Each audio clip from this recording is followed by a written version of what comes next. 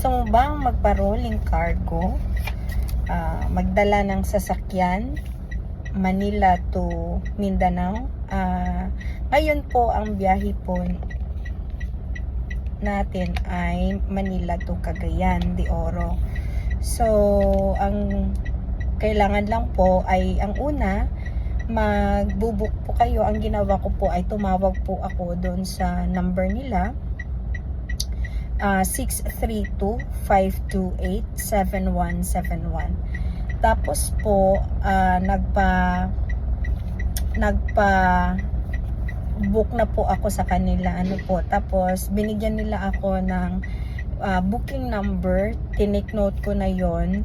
Tapos kasi late na receive ko yung email din nila, kahapon lang po na receive yung email. Today na po yung kung saan ipapasok na po yung sasakyan sa Tugo,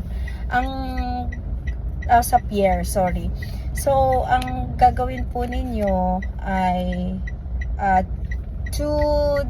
days or 48 hours before po ng biyahe ay dadalhin nyo na po yung sasakyan nyo dito sa Pier 4. Tapos dito ka na din magbabayad. Ang binayadan ko po sa akin pong Wigo ay nasa 29,450. So yan po yung binayadan ko. Hindi ko po dineclare na malaki yung amount. Binabaan ko lang po para maliit-liit lang po yung babayadan natin. Tapos po, so nakabayad na ako. Binigyan nila ako ng bill of lading. So yun, dalawang bibigay nila sa'yo, yung copy mo at saka yung copy ng sa loob mismo, ibibigay mo sa guard. So pagkatapos nun, sasabihan ka nila ng instruction na magpapatatak doon sa Pier 16. So para hindi ka mahirapan, meron po sa labas na nagpa-process.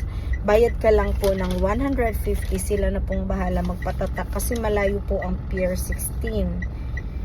So para sa stamp, no? So yun, binayad ko na lang, nag-antay na lang ako. So while nagbayad, kinuha ko na yung sasakyan sa parking lot. Tapos syempre magbabayad ka dun sa parking lot, tapos pupunta ka dun sa, papasok ka na, iikot ka, papasok ka sa loob ng Pier 4. May instruction naman galing doon sa mga gwardiya, po. Tapos ayun na, papasok na.